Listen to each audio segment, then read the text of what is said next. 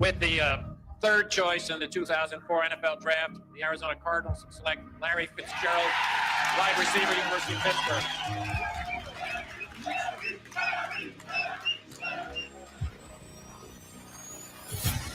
Larry Legend does it again. On the wide open Fitz, 75 yards. Oh! Cardinals! Larry Fitzgerald! Football is a microcosm of life. There's always going to be adversity. You're going to get knocked down, but you got to get back up. You got to be joking me, Larry Fitzgerald.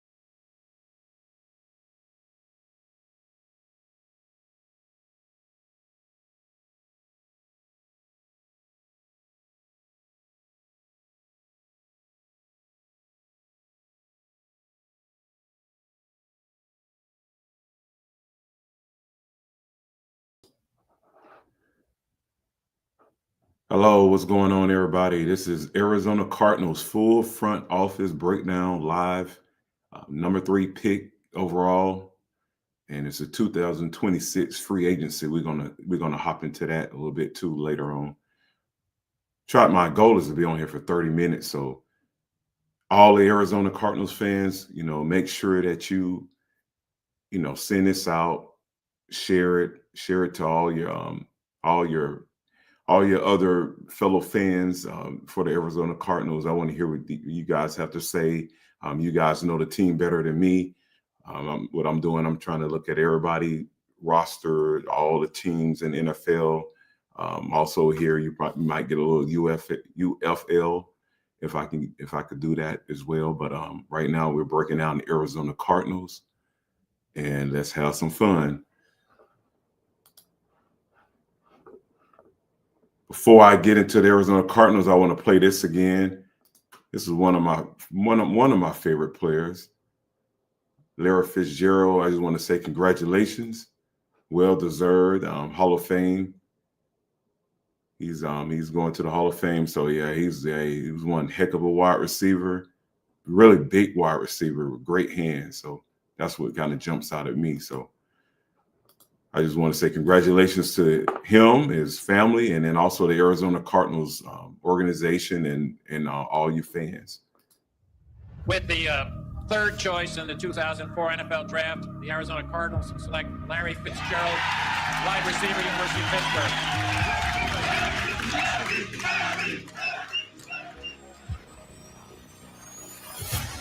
Larry Legend does it again. On the wide open Fitz, 75 yards. Touchdown Cardinals! Larry Fitzgerald! Football is a microcosm of life. There's always going to be adversity. You're going to get knocked down, but you got to get back up. You gotta be joking me, Larry Fitzgerald.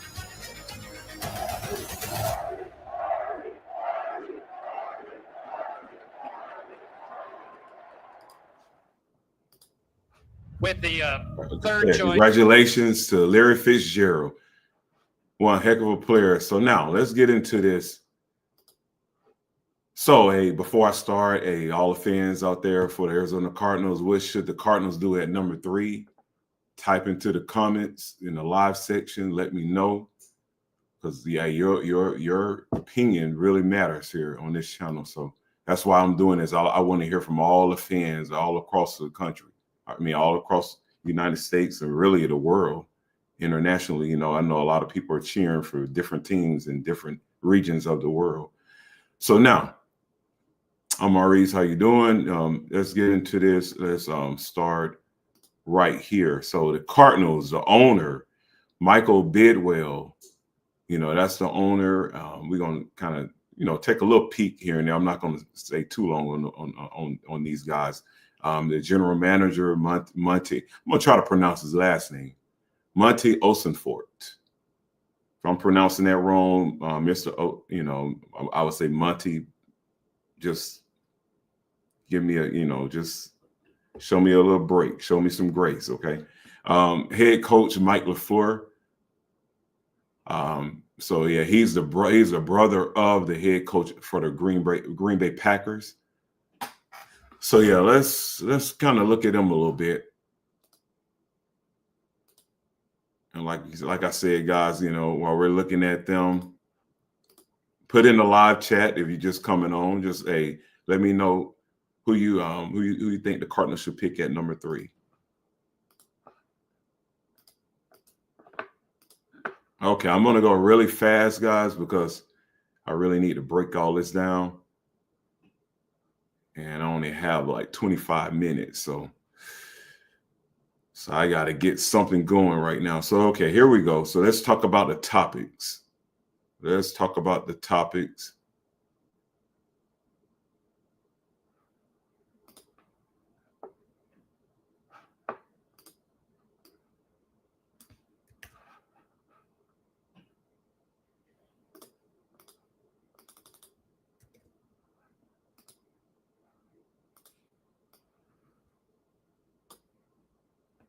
Okay, so the topics right now, what we're going to discuss the GM, Monti Ossenfort.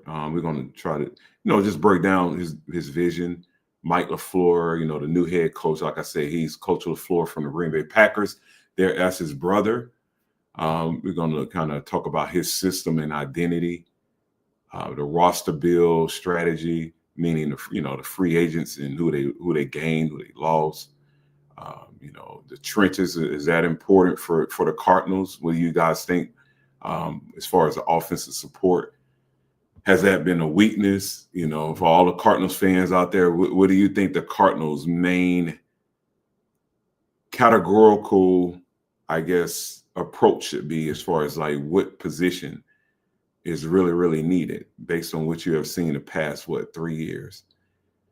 And then, of course, we all know they have the overall, third pick overall, I should say it like that. So yeah. So here we go. Let's get into it. Let me find some visuals. So there you go. So that to right here, this arrow that you guys see, starting from left to right.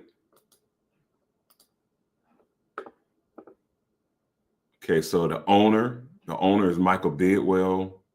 And like I said, the GM, Monti Ossenfort, and then, the head coach is in the middle. The head coach is Mike LaFleur. I believe this is his first time. This is his first time as a head coach in the NFL. But it never hurts you having a brother in the NFL. Not taking nothing away from him, but they look at that last name and hey, you got a chance. You got a chance because your brother's doing so well. And where did he come from? He's coming from the Rams. He's an offensive coordinator. That also didn't hurt him. The Rams, they had a pretty decent, I say decent, they had a great season offensively. So, anytime you put up numbers like that and Matt Stafford is playing really MVP type caliber quarterback football, now they're going to look at the offensive coordinator.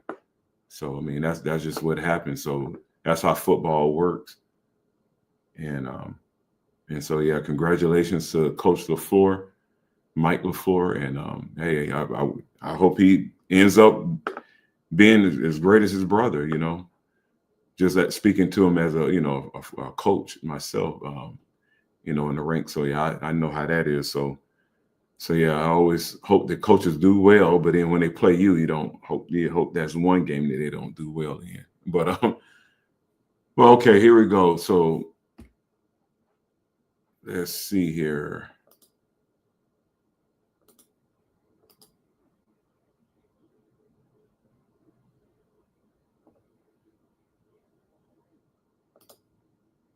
So now what I have here, so the Cardinals, their front office, we're going to look at their identity based on what they're trying to get accomplished here in the offseason. That's one way you can kind of tell, without them, I say this with all my videos, without them really talking to you, you can kind of see what type of approach that they're taking. So that's why I want to get on here too and talk. And it also helps me, and also, it helps me really learn the organization. And also the fans who knows it better. Who knows it better than the fans? The fans are looking each and every day. They're scouting out, seeing what their team is doing. What type of moves they're making. So that's why I wanted to have something interactive like this. So, the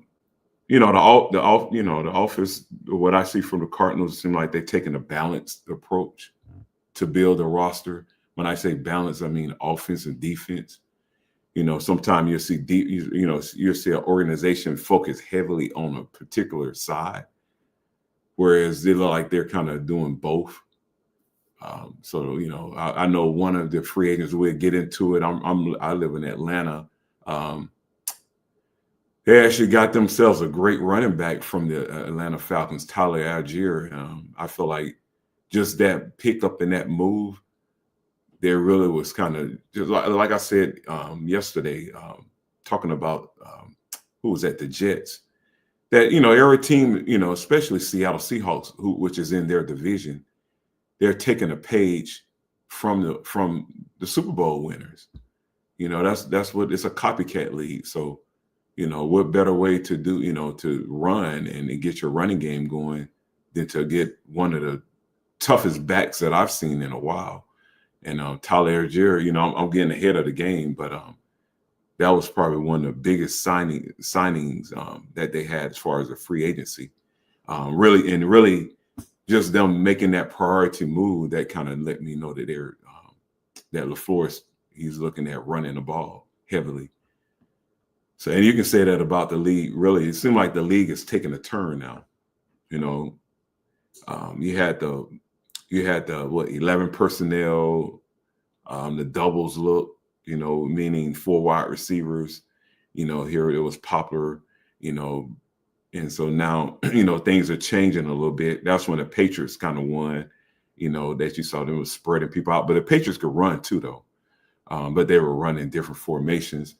So another thing too, the offensive system.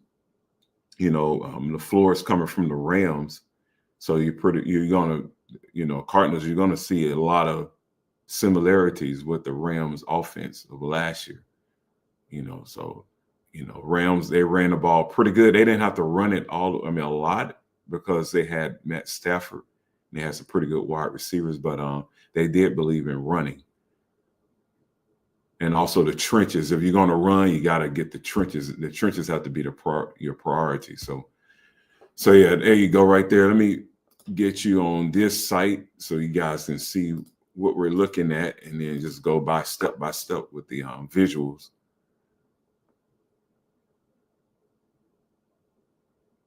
Okay, so before I start, let's talk about their record.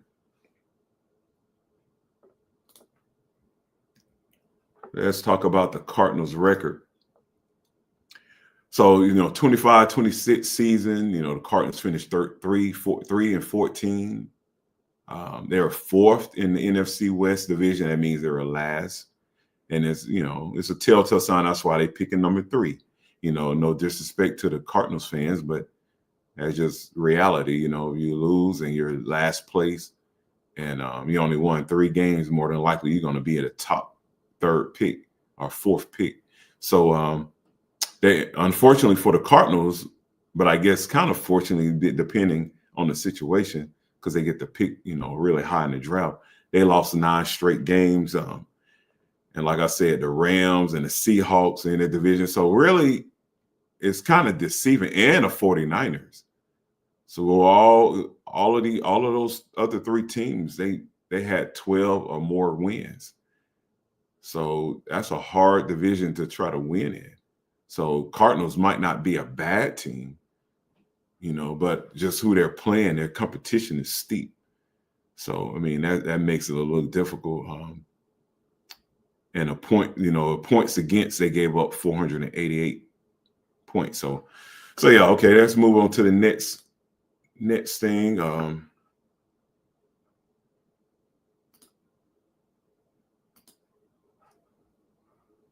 gonna go back to the owner. I'm gonna go back to now I want to focus on the GM. I'm gonna focus on the GM real quick.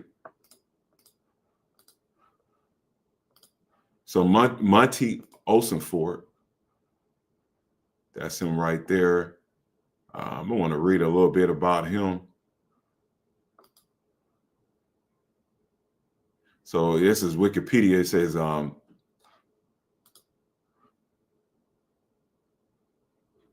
okay, it said that he is trying to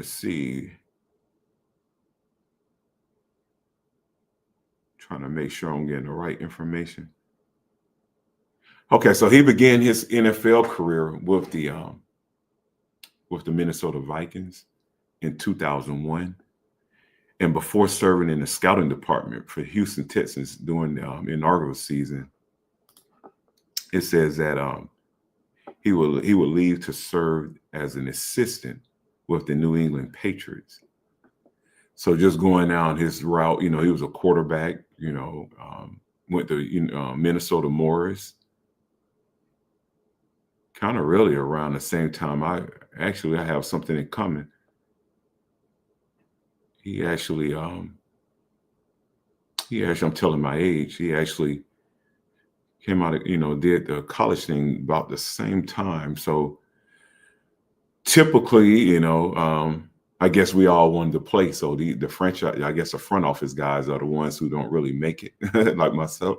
So we still love the game. We're very passionate. So let me look at his career. He had Minnesota Vikings intern, Houston Texans, pro personnel intern, Patriots, a personnel assistant, and just climbing his way up. Houston Texans. He was a scouting assistant, a scout for the Patriots, 2006 to 2010. Speaking of the Patriots, this is probably when he started winning too, because this is around Tom Brady's time. New England, he's assistant director of college scouting. So 2011 to 2013, and then a director of college scouting 2014 to 2019. And then he ended up with the Tennessee Titans. And he was with the Arizona Cardinals. He started with the Arizona Cardinals in 2023. So with the Tennessee Titans, he was a director of player personnel. But people, I guess, looking at, his resume, and everybody just, a lot of NFL people know NFL people, where no matter where they're at, they hear the word, rumors are flying around, everybody's building. And apparently he just was Arizona Cardinals. They saw fit to where they wanted to make him the GM, and he put his time in. He really did. So congratulations to, I want to make sure I say his name right again, Monti Ossenfort. And that's the GM. That's the GM for the Arizona Cardinals. Yeah, that's it. That's it for him. So now let's get into what you all came for. But before I do that, I want to make sure I talk a little bit more about Matt LaFleur and just look at his resume real quick, or his bio.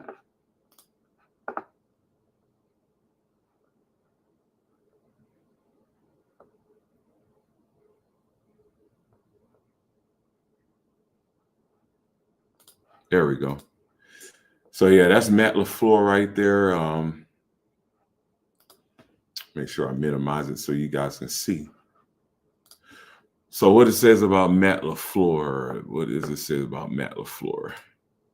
Okay, so Matt LaFleur, let me see. He's a head coach, of course. He got for the Arizona Cardinals, like I said. He previously served as an offensive coordinator for the Los Angeles Rams, and he started doing that at 2023.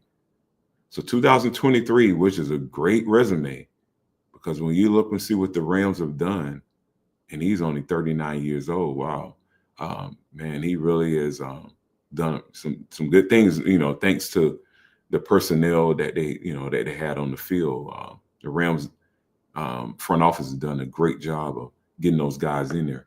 So yeah, congratulations to Matt LaFleur. That's the head coach for the Cardinals. I just wanted to kind of show you guys a picture of him right there.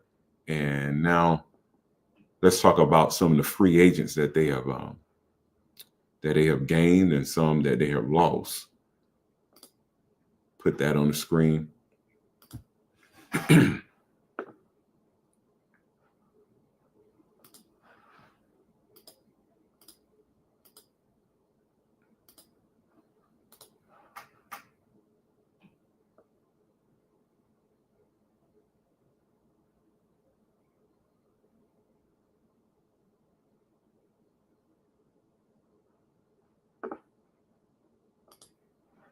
You know what, I do it from here.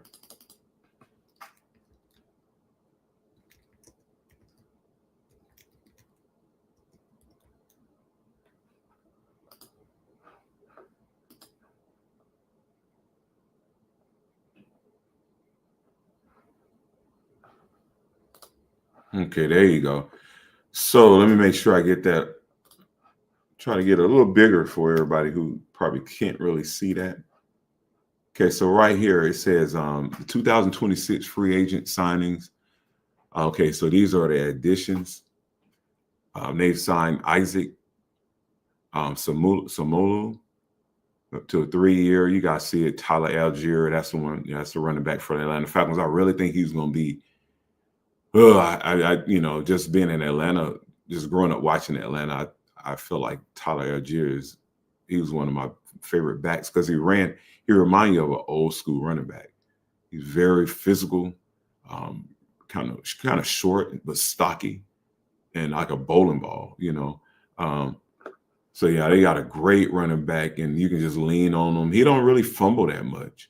He can have a lot of carries.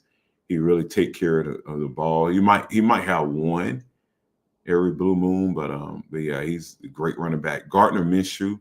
It's like Gardner Minshew's been all over the place, but he's a great quarterback. He's just been all over the place. So he signed a 1-year deal, so that lets you know that's a bridge quarterback. So like I said, a lot of people looking to do that, find that bridge quarterback so they can find their quarterback for the future, the franchise quarterback. Devin DuVernay, wide receiver. They don't say how long he signed, but Matt Pryor, the offensive line. There go your trenches guy, the guy in the trenches, and that's a 1-year deal. Tegan, I'm gonna try to pronounce his last name. Cartariano, I believe that's it. So Tegan Q, let me call him that. A tight end, they signed him, and also Simi Fahoko as a wide receiver. So he's re-signed. So he was already playing for the Cardinals, and they signed Simi Fahiko, a wide receiver. So that's a good job by the Cardinals. Let me see. Okay, so I like the way they're doing it. So that was offensively. So now defense signings and special teams. They signed Andrew Billings, a defensive tackle, Jack Gibbons, linebacker. They signed L.J. Collier, a defensive end, to a 1-year contract. Andrew Wingard, a safety. Casey Creter, I believe that's right. A 1-year deal. Also, exclusive rights for the future. They have PJ Musafir, a defensive lineman, and Joshua Carty, a kicker. They had the tender contracts for them. Also, Jaden Davis, a defensive back. Bryson Green, wide receiver. Elliott Brown, linebacker, and Iku Leota, a linebacker. They signed to future contracts. So that's what they have right there. So now let's go to the departure. The ones who actually left the Cardinals. And they don't have too many. Based on here, they don't have too many. Jonah Williams, he signed a 1-year deal. I don't think they have where he's going though. But yeah, they lost Jonah Williams. And it says the team restructured James Conner's contract to create cap space. So, doing all that, for the departures, they actually restructured James Conner's contract. So what happens is when you restructure, say if James Conner had like a 1-year deal, but it was a lot, it will inflict heavily on the salary cap for this year, for 2026 coming up, this season. But what happens is if you give them like a multi-deal, you can break that contract in intervals to where it might be low at the beginning and heavy at the end, or heavy at the top and low at the bottom. It depends on, or it might be balanced throughout. Like you have 3 years, you might have the same thing for each year, or you might have, like I said, you might have more coming for the 3rd year, but less coming for the 1st year. People might say, why would I do that? Well, they could guarantee a little bit more that really won't conflict the salary cap, and it will help the team create more space. So sometimes it's not about money, but per se is more just about trying to create space to bring in more players. So you won't lose too many players. So yeah, right now, I mean, I'm really looking at that. I'm like, hopefully that's right. So let me see, free agent 2026. Let me make sure.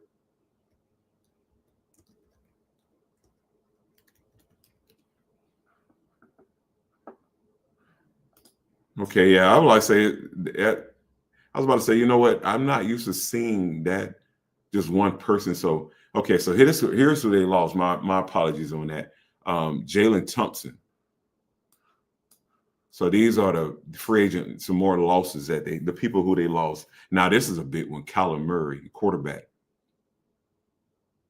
Okay, so Kyler Murray is gone, and Kyler Murray, I believe he went to, if I'm not mistaken, he went to the Vikings. So it's a lot of turnover with quarterbacks. All these quarterbacks now are going to different teams, and what teams are doing. I believe teams, like I said, it's a copycat league. If you cost a lot of money as a quarterback, a lot of teams, unless they have the space, like the Raiders had a lot of space to bring in Kirk Cousins. But typically these teams are really trying to find a more inexpensive but veteran quarterback to get them over the hump, so they can find their franchise quarterback. So that's a tendency that I see what's happening. Okay, so now let me keep going. You have John Gaines the second. They lost him too in the early stages of the free agency, and there he said unsigned. There's 4 players were left untendered, and I believe we covered that, and 2 left unsigned as of March 11th. So okay, so that's enough of that. Now let's get into the draft. Let's get into the draft. So, and this will be it right here. I guess if you come on later on, just feel free to put that in the comment section.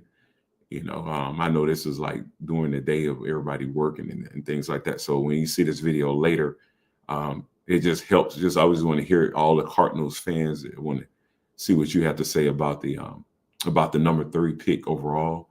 Where would you go? Who would you pick? Put that in the comments. Also like and then share it to as many as Cardinal fans as you possibly can, because I want to hear from all of them.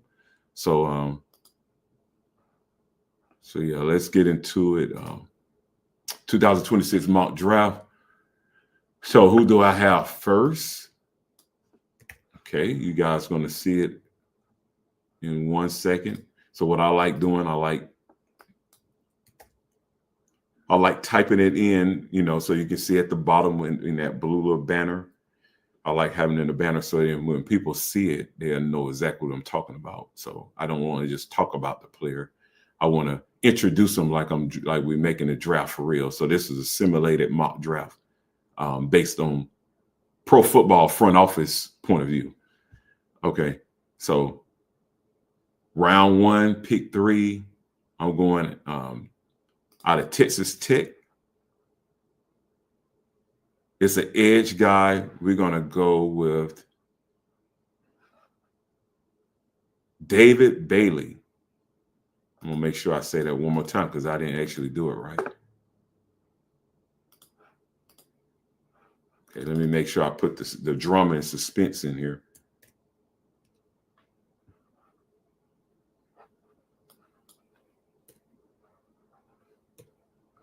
Okay, there we go. So looking at the ESPN bio, this is my round 1 for a first round pick, the 3rd pick overall. David Bailey, edge rusher or edge guy out of University of Texas Tech or Texas Tech University. What is his bio? He's a senior. He's coming out as a senior. Typically you don't see that. Typically see junior. But that's different. He's a senior at 6'3", 250. He's his birthplace. He was born in Irvine, California, a California guy. And yeah, I mean, he did well. His team made it to the playoffs. They didn't fare well against Oregon, but yeah, he definitely have the tools, and I feel like this would be a great pick for the Cardinals. A lot of people probably would say go running back or go, offense, but looking at what the Cardinals did, they signed Tyler Algier, and I just don't think that they would get another running back. Now they could do the Bijan Robinson, Tyler Algier thing, but they signed Tyler Algier to a lot more than what the Atlanta Falcons had him for. So when you sign him to that much, you telling me that he's going to probably be the guy, and then you might, if you're going to draft, you're going to probably draft later on, hoping you can find, like what they call it, like a thunder and lightning type duo, so I guess if they find a running back, he's going to be more quick and really, really fast, so because you want him different from Tyler Algier. But yeah, so this is the pick right here, David Bailey, edge guy. Okay, now round two.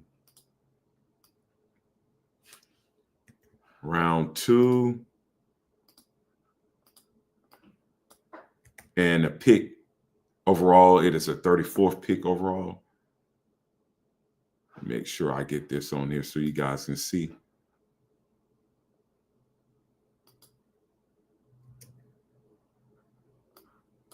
So round two, the 34th pick overall, I am going to select for the Arizona Cardinals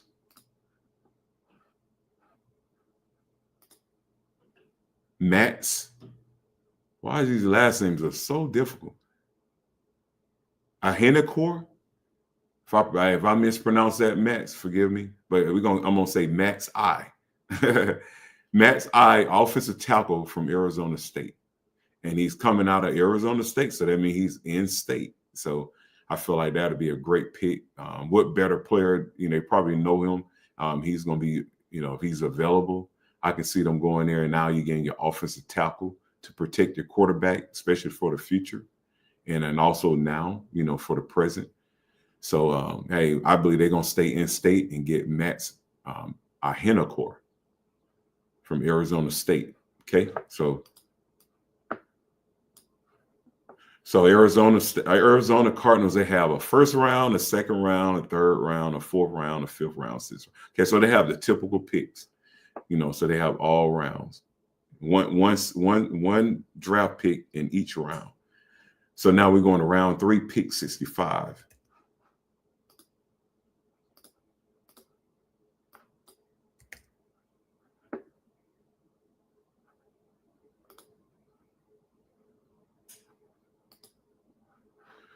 So round 3, pick 65. Let's get it. Let's go.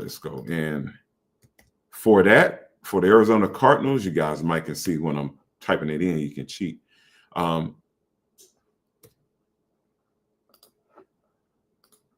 Round 3, pick 65. I'm going with Jack Indris, a tight end from Texas, University of Texas.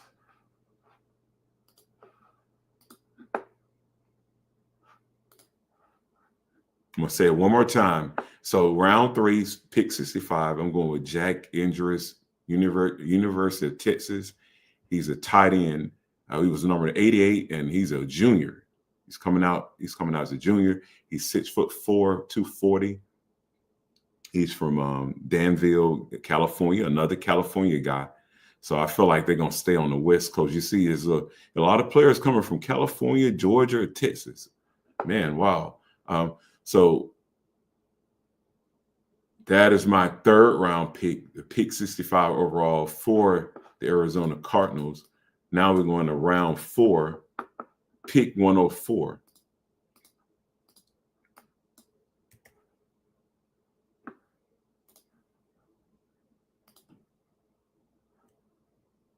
So right here, round 4, pick 104. I just gave you guys the answer, huh? Well, you got it that time. I showed my cards. Okay, so I said now. So round 4, pick 104. Going with Matt Gullibin, the center from Michigan State. And he's a senior, 6'4". That's pretty big for a senior. I mean, for a center. That's where you want your center. That's textbook. 312 pounds. He's from Wilton, Connecticut. And like I say, he's out of Michigan State. Michigan State, he's a Spartan. So let's go to the 5th round.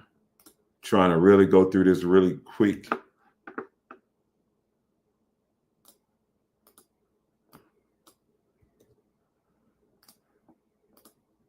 Okay, I'm going to try not to show my hands this time.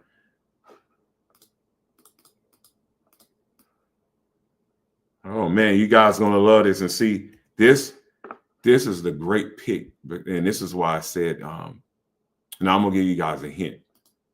He's a running back. So this is what I mean. This is where you want to pick your running backs. You don't really want to pick your running backs in the 1st round. Let's say like Bijan. And I do think the guy out of Notre Dame is kind of similar to Bijan Robinson. But Arizona have shown their hands. That's what I said earlier. You can tell a lot about the strategy of a team once you see that those free agency moves and losses, the additional players they're getting in, and then the players that they're losing. And so that kind of tells you, like, gives you like a hint of what's going on in their mind. You know, now I'm not saying you can predict it just 100%, but it lets me know the direction that they're going in. Some teams will try to fool you, and some teams might get Tyler Algier and pick another running back, just like Atlanta Falcons picked Penix Jr. as a quarterback, and they had Kirk Cousins, and he didn't know about it. And so that could happen, you know, depending on if the team feel like that's the move that they need to make. So let's go right here. There's the pick right here. And I stated, so round 5, pick 143. I'm going with Emmett Johnson, running back from Nebraska. He's a junior, 5'11", 200 pounds. So a lot of people will say that's not that big of a running back, but like I said, you want your lightning and thunder, or thunder and lightning type duo. And Tyler Algier is almost like 230, 225, and 5'10", real solid. He really plays like 240. So he's like a bowling ball, and I feel like Emmett Johnson will be that fast running back that they can pick in later rounds to kind of complement Tyler Algier. Okay, so we got 2 more picks and we're done.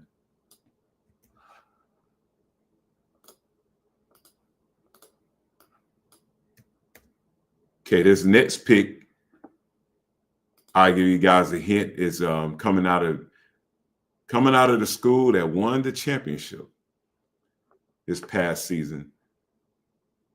So, you know, when you see that, you gotta look really. You got to really, really look and see, hey, if somebody wins a championship, more than likely those players in the later rounds, they're going to really have a lot of stock, and people going to really want to invest in them, because anytime you win a championship, it takes a team. So you got to really know that those players, they first know how to win, and that's what you want. So that's what I'm looking at if I draft. You know, in the later rounds, I'm looking at where they came from as far as what type of coach and philosophy and the winning culture that they go through all that. And now, especially when you're a team, if you're struggling in the NFL, you want those type of guys in the locker room. So now with all that said, let me let you guys know who I'm picking.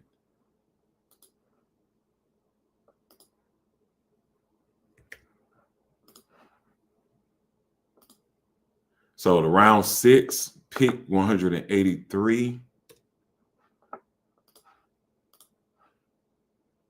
At 183rd pick overall, round 6 again, I'm going with Roman Hemby, the running back from Indiana. So I want another running back.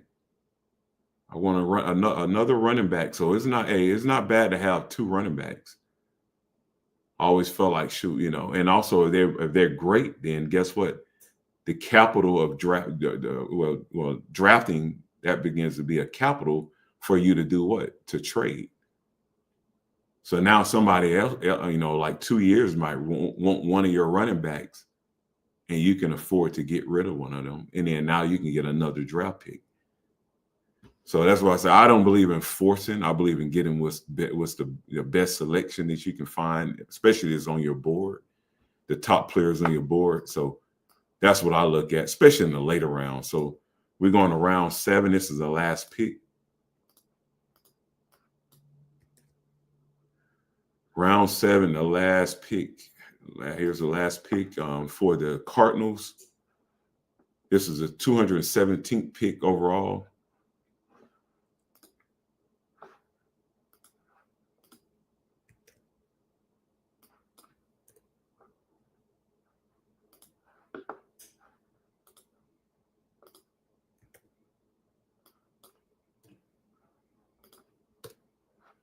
Okay, so there you go. You guys probably see it.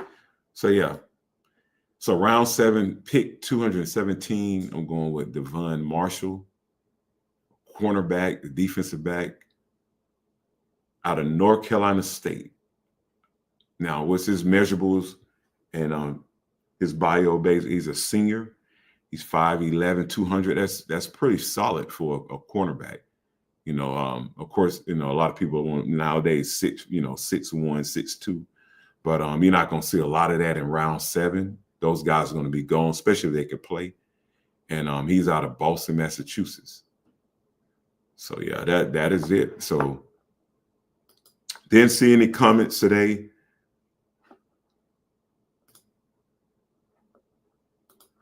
Make sure I get out of here. But I appreciate you guys. And yeah, that's the Arizona Cardinals. That's what I believe. The Arizona Cardinals, their direction. That's where I feel like they should go. Again, what should the Cardinals do at number 3? I just want to hear from you guys. This has been Arizona Cardinals full front office breakdown. Of course, they had number 3 overall. That's what we covered. So, hey, thank you guys. Let me know what you feel. Like I said, let me know what you think. Talk about the picks. You can disagree. You can kind of shoot it down and say, hey, you disagree and tell me why. That's cool. I'll be looking for everybody's comments. But I'll take care. This has been Pro Football Front Office. I'll talk to you later.